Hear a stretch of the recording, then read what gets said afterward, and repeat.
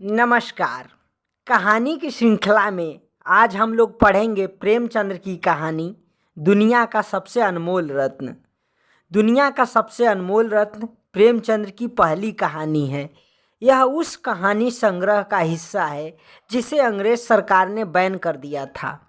इसमें दिलफरेब दिलफिगार से कहती है कि अगर तू मेरा सच्चा प्रेमी है तो जा दुनिया का सबसे अनमोल चीज लेकर मेरे दरबार में आ, तभी आना दोबारा मेरे पास। दिलफरेब उस रत्न को खोजने में सफल हो जाता है। दिलफिगार एक कटीले पेड़ के नीचे दामन चाक किए बैठा हुआ खून के आंसू बहा रहा था। वह सौंदर्य की देवी यानी मलका दिलफरेब का सच्चा और जान देने वाला प्रेमी था। उन प्रेमियों में नहीं जो इत्र फुलेल में बसकर और शानदार कपड़ों से सजकर आशिक के भेष में मासूकियत का दम भरते हैं, बल्कि उस सीधे साधे भोले भाले फिदाइयों में जो जंगल और पहाड़ों से सर टकराते हैं और फरियाद मचाते फिरते हैं। दिलफरेब ने उससे कहा था कि अगर तू मेरा सच्चा प्रेमी है तो जा और दुनिया की सबसे अनमोल चीज़ लेकर मेरे दरबार में आ, तब मैं तुझे अपनी गुलामी में कबूल करूंगी। अगर तुझे वह चीज़ न मिले तो खबरदार इधर रुख न करना, वरना सूली पर खिंचवा दूंगी। दिलफिगार को अपनी भावनाओं के प्रदर्शन के शिकवे शिकायत का, प्रेमिका के सौंदर्य दर्शन का तनिक भी अवसर न दिया गया। दिलफरेब ने ज्यों ही यह फैसला सुनाया, उसके चौबदारों ने गरीब दिलफिगार को धक्के देकर बाहर निकाल दिया और आज 3 दिन से यह आफत का मारा आदमी उसी कटीले पेड़ के नीचे उसी भयानक मैदान में बैठा हुआ सोच रहा था कि क्या करूं, दुनिया की सबसे अनमोल चीज़ मुझको मिलेगी नामुमकिन, और वह है क्या? करू का खजाना, आबे हयात, खुसरो का ताज, जामे जम, तख्ते ताउस, परवेज की दौलत? नहीं, यह चीज़ें हरगिज नहीं। दुनिया में ज़रूर इनसे भी महंगी, इनसे भी अनमोल चीज़ें मौजूद है। अगर वह क्या है, कहाँ है, कैसे मिलेगी? या खुदा मेरी मुश्किल क्यों आसान होगी? दिलफिगार इन्हीं ख्यालों में चक्कर खा रहा था और अक्ल कुछ काम न करती थी। मुनीर सामी को हातिम सा मददगार मिल गया। एक काश कोई मेरा भी मददगार हो जाता। एक काश मुझे भी उस चीज़ का जो दुनिया की सबसे बेशकीमत चीज़ है नाम बतला दिया जाता। बला से वह चीज़ हाथ ना आती, मगर मुझे इतना तो मालूम हो जाता कि वह किस किस्म की चीज़ है। मैं घड़े बराबर मोती की खोज में जा सकता हूँ। मैं समुंदर का गीत, पत्थर का दिल, मौत की आवाज़ और इनसे भी ज़्यादा बेनिशान चीज़ों की तलाश में कमर कस सकता हूँ, मगर दुनिया की सबसे अनमोल चीज़ यह मेरी कल्पना की उड़ान से बहुत ऊपर है। आसमान पर तारे निकल आए थे। दिलफिगार यकायक खुदा का नाम लेकर उठा और एक तरफ को चल खड़ा हुआ। भूखा प्यासा, नंगे बदन, थकन से चूर, वह बरसों वीरानों और आबादियों की खाक छानता फिरा। तलबे कांटों से छलनी हो गए, शरीर में हड्डियां ही हड्डियां दिखाई देने लगी, मगर वह चीज़ जो दुनिया की सबसे बेशक कीमत चीज़ थी न मिली और न उसका कुछ निशान मिला। एक रोज़ वह भूलता भटकता एक मैदान में जा निकला जहाँ हजारों आदमी गोल बांधे खड़े थे। बीच में कई अमामे और चोंगे वाले डढ़ियल काजी अफसरी शान से बैठे हुए आपस में कुछ सलाह मशविरा कर रहे थे, और इस जमात से जरा दूर पर एक सूली खड़ी थी। दिलफिगार कुछ तो कमजोरी की वजह से, कुछ यहाँ की कैफियत देखने के इरादे से ठिठक गया। क्या देखता है कि कई लोग नंगी तलवारें लिए एक कैदी को, जिसके हाथ पैर में जंजीरें थी, पकड़े चले आ रहे हैं। सूली के पास पहुंचकर सब सिपाही रुक गए और कैदी की हथकड़ियाँ बेड़ियाँ सब उतार ली गई। इस अभागे आदमी का दामन सैकड़ों बेगुनाहों के खून के छींटों से रंगीन था और उसका दिल नेकी के ख्याल और रहम की आवाज़ से जरा भी परिचित न था। उसे काला चोर कहते थे। सिपाहियों ने उसे सूली के तख्ते पर चढ़ा कर दिया, मौत की फांसी उसकी गर्दन में डाल दी और जल्लादों ने तख्ता खींचने का इरादा किया कि वह अभागा मुजरिम चीख कर बोला, खुदा के वास्ते मुझे एक पल के लिए फांसी से उतार दो ताकि अपने दिल की आखिरी आरजू निकाल लूं। यह सुनते ही चारों तरफ सन्नाटा छा गया। लोग अचंभे में आकर ताकने लगे। काजियों ने एक मरने वाले आदमी की अंतिम याचना को रद्द करना उचित न समझा और बदनसीब पापी काला चोर जरा देर के लिए फांसी से उतार लिया गया। इसी भीड़ में एक खूबसूरत भोला भाला लड़का एक छड़ी पर सवार होकर अपने पैरों पर उछल उछल फर्जी घोड़ा दौड़ा रहा था और अपनी सादगी की दुनिया में ऐसा मगन था कि जैसे वह इस वक्त सचमुच किसी अरबी घोड़े का सहसवार है। उसका चेहरा उस सच्ची खुशी से कमल की तरह खिला हुआ था जो चंद दिनों के लिए बचपन ही में हासिल होती है और जिसकी याद हमको मरते दम तक नहीं भूलती। सबका दिल तभी तक पाप की दर्द और धूल से अछूता था और मासूमियत उसे अपनी गोद में खिला रही थी। बदनसीब काला चोर फांसी से उतरा। हजारों आंखें उस पर गड़ी हुई थी। वह उस लड़के के पास आया और उसे गोद में उठाकर प्यार करने लगा। उसे इस वक्त वह जमाना याद आया जब वह खुद ऐसा ही भोला भाला, ऐसा ही खुशवर खुर्रम और दुनिया की गंदगियों से ऐसा ही पाक साफ था। माँ गोदियों में खिलाती थी, बाप बलाएं लेता था और सारा कुनबा जान न्यौछावर करता था। आह, काले चोर के दिल पर इस वक्त बीते हुए दिनों की याद का इतना असर हुआ कि उसकी आंखों से, जिन्होंने दम तोड़ती हुई लाशों को तड़पते देखा और न झपकी, आंसू का एक कतरा टपक पड़ा। दिलफिगार ने लपक कर उस अनमोल मोती को हाथ में ले लिया और उसके दिल में ने कहा, बेशक यह दुनिया की सबसे अनमोल चीज़ है जिस पर तख्ते ताउस और जामे जम और आबे हयात और जरे परवेज सब न्यौछावर हैं।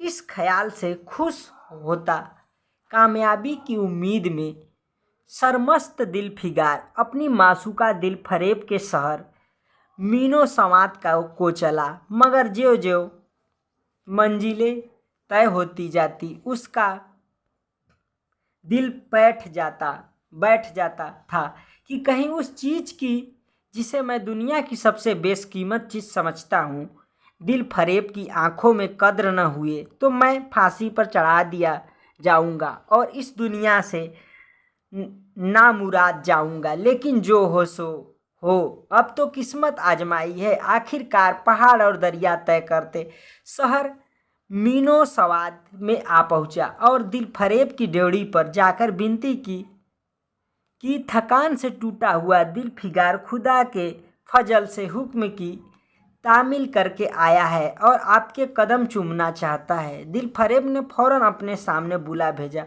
और एक सुनहरे पर्दे की ओर से फरमाइश की कि वह अनमोल चीज़ पेश करो। दिल फिगार ने आशा और भय की एक विचित्र मनः स्थिति में वह बूंद पेश की और उसकी सारी कैफियत अपने पूर्ण असर लफ्ज़ों में बयान की। दिल फरेब ने पूरी कहानी बहुत गौर से सुनी और वह भेंट हाथ में लेकर जरा देर तक गौर करने के बाद बोली, दिलफिगार, बेशक तूने दुनिया की एक बेशकीमत चीज़ ढूंढ निकाली। मेरी हिम्मत और तेरी सूझबूझ की दाद देती हूँ, मगर यह दुनिया की सबसे बेशकीमत चीज़ नहीं। इसलिए तू यहाँ से जा और फिर कोशिश कर, शायद अब कि तेरे हाथ वह मोती लगे और तेरी किस्मत में मेरी गुलामी लिखी हो। जैसा कि मैंने पहले ही बतला दिया था, मैं तुझे फांसी पर चढ़वा सकती हूँ, मगर मैं तेरी जाबख्ती करती हूँ इसलिए कि तुझमें वह गुण मौजूद है जो मैं अपने प्रेमी में देखना चाहती हूँ और मुझे यकीन है कि तू जरूर कभी न कभी कामयाब होगा। नाकाम और ना मुराद दिल फिगार इस मासूकाना इनायत से जरा दिलेर होकर बोला, ए दिल की रानी, बड़ी मुद्दत के बाद तेरी ड्योढ़ी पर सजदा करना नसीब होता है। फिर खुदा जाने ऐसे दिन कब आएंगे। क्या तू अपने जान देने वाले आशिक के बुरे हाल पर तरस न खाएगी? और क्या अपने रूप की एक झलक दिखाकर इस जलते हुए दिल फिगार को आने वाली सख्तियों के झेलने की ताकत न देगी? तेरी एक मस्त निगाह के नशे से चूर होकर मैं वह कर सकता हूँ जो आज तक किसी ने न बन पड़ा हो। दिल फरेब आशिक की यह चाव भरी बातें सुनकर गुस्सा हो गई और हुक्म दिया कि इस दीवाने को खड़े खड़े दरबार से निकाल दो। चौबदार ने फौरन गरीब दिल फिगार को धक्के देकर यार के कूचे से बाहर निकाल दिया। कुछ देर तक तो दिल फिगार अपनी निष्ठुर प्रेमिका की इस कठोरता पर आंसू बहाता रहा और सोचने लगा कि कहाँ जाऊं। मुद्दतों रास्ते नापने और जंगलों में भटकने के बाद आंसू की यह बूंद मिली थी। अब ऐसी कौन सी चीज़ है जिसकी कीमत इस आबदार मोती से ज़्यादा हो? अजहरते खिज्र, तुमने सिकंदर को आबे हयात के कुएं का रास्ता दिखाया था, क्या मेरी बाह न पकड़ोगे? सिकंदर सारी दुनिया का मालिक था, मैं तो एक बेघर बार मुसाफिर हूँ। तुमने कितनी ही डूबती किश्तियाँ किनारे लगाई है, मुझ गरीब का बेड़ा भी पार करो। ए आली मुकाम जिब्रील, कुछ तुम ही इस निमजान दुखी आशिक पर तरस खाओ। तुम खुदा के एक खास दरबारी हो, क्या मेरी मुश्किल आसान न करोगे? गरज यह है कि दिल फिगार ने बहुत फरियाद मचाई मगर उसका हाथ पकड़ने के लिए कोई सामने न आया। आखिर निराश होकर वह पागलों की तरह दोबारा एक तरफ को चल खड़ा हुआ। दिल फिगार ने पूरब से पश्चिम तक और उत्तर से दक्षिण तक कितने ही जंगलों और वीरानों की खाक छानी। कभी बर्फिस्तानी चोटियों पर सोया, कभी डरावनी घाटियों में भटकता फिरा, मगर जिस चीज़ की धुन थी वह न मिली। यहाँ तक कि उसका शरीर हड्डियों का एक ढांचा रह गया। एक रोज़ वह शाम के वक्त किसी नदी के किनारे खस्ता हाल पड़ा हुआ था। बेखुदी के नशे से चौंका तो क्या देखता है कि चंदन की एक चीता बनी हुई है और उस पर एक युवती सुहाग के जोड़े पहने 16 श्रृंगार किए बैठी हुई है। उसकी जांघ पर उसके प्यारे पति का सर है। हजारों आदमी गोल बांधे खड़े हैं और फूलों की बरखा कर रहे हैं। एकाएक चीता में से खुद ब खुद एक लपट उठी। सती का चेहरा उस वक्त एक पवित्र भाव से आलोकित हो रहा था। चीता की पवित्र लपटें उसके गले से लिपट गई और दम के दम में वह फूल सा शरीर राख का ढेर हो गया। प्रेमिका ने अपने को प्रेमी पर न्यौछावर कर दिया और दो प्रेमियों के सच्चे पवित्र अगर प्रेम की अंतिम लीला आंख से ओझल हो गई। जब सब लोग अपने घरों को लौटे तो दिल फिगार चुपके से उठा और अपने चाक दामन कुर्ते में यह राख का ढेर समेट लिया और इस मुट्ठी भर राख को दुनिया की सबसे अनमोल चीज़ समझता हुआ सफलता के नशे में चूर यार के कूचे की तरह चला। अब कि ज्यों ज्यों वह अपनी मंजिल के करीब आता था उसकी हिम्मतें बढ़ती जाती थी। कोई उसके दिल में बैठा हुआ कह रहा था, अब की तेरी जीत है, और इस ख्याल ने उसके दिल को जो जो अपने सपने दिखाए उसकी चर्चा व्यर्थ है। आखिरकार वह शहर मीनो सवाद में दाखिल हुआ और दिल फरेब की ऊंची ड्योढ़ी पर जाकर खबर दी कि दिल फिगार सुर्खरू होकर लौटा है और हुजूर के सामने आना चाहता है। दिल फरेब ने जबाज आशिक को फौरन दरबार में बुलाया और उस चीज़ के लिए जो दुनिया के सबसे बेशकीमत चीज़ थी हाथ फैला दिया। दिल फिगार ने हिम्मत करके उसकी चांदी जैसी कलाई को चूम लिया और मुट्ठी पर राख को उसकी हथेली में रखकर सारी कैफियत दिल को पिघला देने वाले लफ्जों में कह सुनाई और सुंदर प्रेमिका के होठों से अपनी किस्मत का मुबारक फैसला सुनने के लिए इंतजार करने लगा। दिल फरेब ने उस मुट्ठी भर राख को आंखों से लगा लिया और कुछ देर तक विचारों के सागर में डूबे रहने के बाद बोली, ये जान निछावर करने वाले आशिक दिल फिगार, बेशक यह राख जो तू लाया है, जिसमें लोहे का को सोना कर देने की सिफत है, दुनिया की बहुत बेशकीमत चीज़ है और मैं सच्चे दिल से तेरी एहसानमंद हूँ कि तूने ऐसी अनमोल भेंट मुझे दी। मगर दुनिया में इससे भी ज़्यादा अनमोल कोई चीज़ है, जा उसे तलाश कर और तब मेरे पास आ। मैं तेही दिल से दुआ करती हूँ कि खुदा तुझे कामयाब करे। यह कहकर वह सुनहरे पर्दे से बाहर आई और मासूकाना अदा से अपने रूप का जलवा दिखाकर फिर से नज़रों से ओझल हो गई। एक बिजली थी कि कौंधी और फिर बादलों के पर्दे में छिप गई। अभी दिल फिगार के होश आवास ठिकाने पर न आने पाए थे कि चौबदार ने मुलायमियत से उसका हाथ पकड़कर यार के कूचे से उसको निकाल दिया और फिर तीसरी बार वह प्रेम का पुजारी निराशा के अथाह समुंदर में गोता खाने लगा। दिल फिगार का हियाव छूट गया। उसे यकीन हो गया कि मैं दुनिया में इसी तरह नासाद और नामुराद मर जाने के लिए पैदा किया गया था और अब इसके सिवा और कोई चारा नहीं कि किसी पहाड़ पर चढ़कर नीचे कूद पड़ूं ताकि मासूक के लब जुल्मों की फरियाद करने के लिए एक हड्डी भी बाकी न रहे। वह दीवाने की तरह उठा और गिरता पड़ता एक गगनचुम्बी पहाड़ की चोटी पर जा पहुंचा। किसी और समय वह ऐसे ऊंचे पहाड़ पर चढ़ने का साहस न कर सकता था, मगर इस वक्त जान देने के जोश में उसे वह पहाड़ एक मामूली टेकरी से ज़्यादा ऊंचा न नजर आया। करीब था कि वह नीचे कूद पड़े कि हरे हरे कपड़े पहने हुए और हरा अमामा बांधे हुए एक बुजुर्ग एक हाथ में तस्बीह और दूसरे हाथ में लाठी लिए बरामद हुए और हिम्मत बढ़ाने वाले स्वर में बोले, दिल फिगार नदान, दिल फिगार, यह क्या बुजदिलों जैसी हरकत है। तू मोहब्बत का दावा करता है और तुझे इतनी भी खबर नहीं कि मजबूत इरादा मोहब्बत के रास्ते की पहली मंजिल है। मर्द बन और यो हिम्मत ना हार। पूरब की तरह एक देश है जिसका नाम हिंदुस्तान है, वहाँ जा और तेरी आरजू पूरी होगी। यह कहकर हजरते खिज्र गायब हो गए। दिल फिगार ने शुक्रिया की नमाज अदा की और ताज़ा हौसले, ताज़ा जोश और अलौकिक सहायता का सहारा पाकर खुश खुश पहाड़ से उतरा और हिंदुस्तान की तरफ चल पड़ा।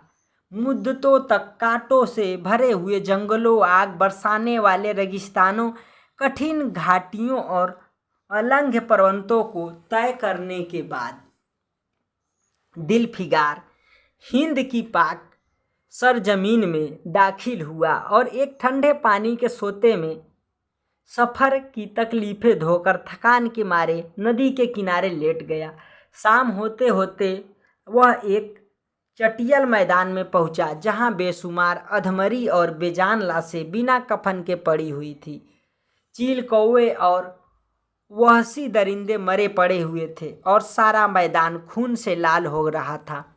वह डरावना दृश्य देखते ही दिल फिगार का जी दहल गया। या खुदा, किस मुसीबत में जान फंसी। मरने वालों का कराहना, सिसकना और एड़ियाँ रगड़कर जान देना, दरिंदों के हड्डियों को नोचना और गोश्त के लोथड़ों को लेकर भागना, ऐसा हौलनाक सीन दिल फिगार ने कभी न देखा था। एकाएक उसे ख्याल आया, यह लड़ाई का मैदान है और यह लाशें सुरमा सिपाहियों की हैं।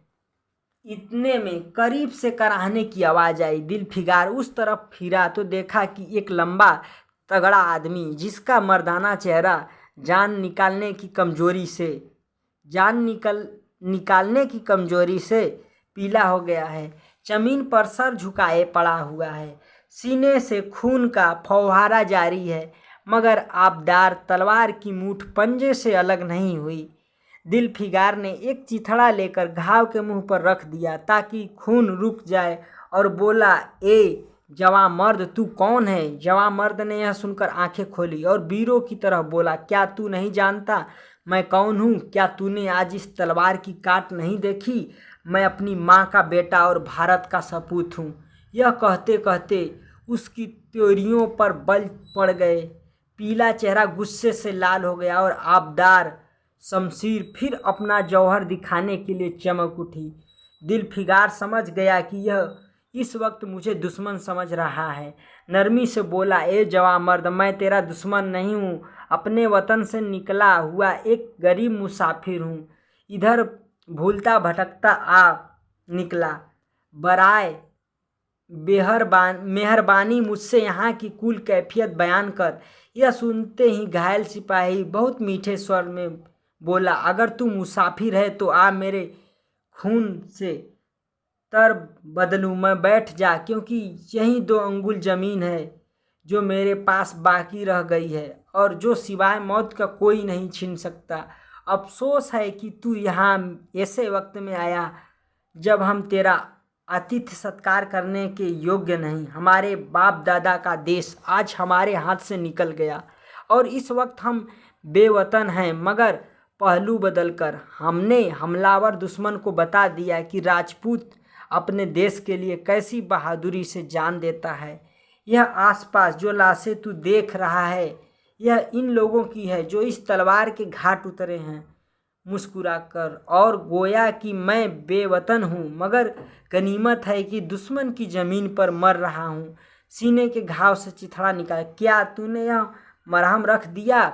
खून निकलने दे, इसे रोकने से क्या फ़ायदा? क्या मैं अपने ही देश में गुलामी करने के लिए जिंदा रहूं? नहीं, ऐसी ज़िंदगी से मर जाना अच्छा है। इससे अच्छी मौत मुमकिन नहीं। जवां मर्द की आवाज़ मुद्दिम हो गई, अंग ढीले पड़ गए। खून इतना ज़्यादा बहा कि खुद ब खुद बंद हो गया। रह रहकर एकाध बूंद टपक पड़ता था। आखिरकार सारा शरीर बेदम हो गया। दिल की हरकत बंद हो गई और आंखें मूंद गई। दिलफिगार ने समझा अब काम तमाम हो गया कि मरने वाले ने धीमे से कहा, भारत माता की जय, और उसके सीने से खून का आखिरी कतरा निकल पड़ा। एक सच्चे देश प्रेमी और देशभक्त ने देशभक्ति का हक अदा कर दिया। दिलफिगार पर इस दृश्य का बहुत गहरा असर पड़ा और उसके दिल ने कहा, बेशक दुनिया में खून के इस कतरे से ज़्यादा अनमोल चीज़ कोई नहीं हो सकती। उसने फौरन उस खून की बूंद को, जिसके आगे यमन का लाल भी हेज है, हाथ में ले लिया और इस दिलेर राजपूत की बहादुरी पर हैरत करता हुआ अपने वतन की तरह रवाना हुआ और सख्तियां झेलता आखिरकार बहुत दिनों के बाद रूप की रानी मलका दिलफरेब की ड्योढ़ी पर जा पहुंचा और पैगाम दिया कि दिलफिगार सुरखरू और कामयाब होकर लौटा है और दरबार में हाजिर होना चाहता है। दिलफरेब ने उसे फौरन हाजिर होने का हुक्म दिया। खुद हस्बे मालूम सुनहरे पर्दे की ओट में बैठी और बोली, दिलफिगार, अब की तू बहुत दिनों के बाद वापस आया है। ला, दुनिया की सबसे बेशकीमत चीज़ कहाँ है? दिलफिगार ने मेहंदी रची हथेलियों को चूमते हुए खून का वह कतरा उस पर रख दिया और उसकी पूरी कैफियत पुरजोर लहजे में कह सुनाई। वह खामोशी भी न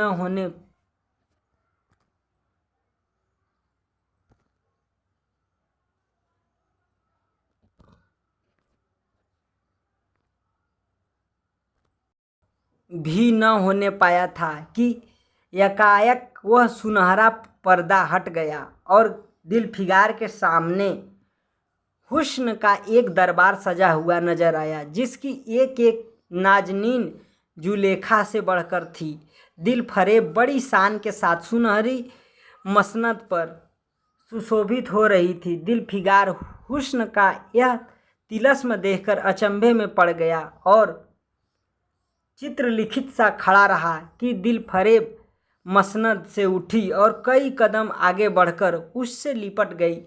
गाने वालियों ने खुशी के गाने शुरू किए। दरबारियों ने दिलफिगार को नजरें भेंट की और चांद सूरज को बड़ी इज्जत के साथ मसनद पर बैठा दिया। जब वह लुभावना गीत बंद हुआ तो दिलफरेब खड़ी हो गई और हाथ जोड़कर दिलफिगार से बोली, ए जानिसार आशिक दिल फिगार, मेरी दुआएं बर आई और खुदा ने मेरी सुन ली और तुझे कामयाब व सुरखरू किया। आज से तू मेरा मालिक है और मैं तेरी लौंडी। यह कहकर उसने एक रत्न जड़ित मंजूषा मंगाई और उसमें से एक तख्ती निकाली जिस पर सुनहरे अक्षरों में लिखा हुआ था, खून का वह आखिरी कतरा जो वतन की हिफाजत में गिरे दुनिया की सबसे अनमोल चीज़ है। इसी के साथ कहानी का अंत होता है। धन्यवाद।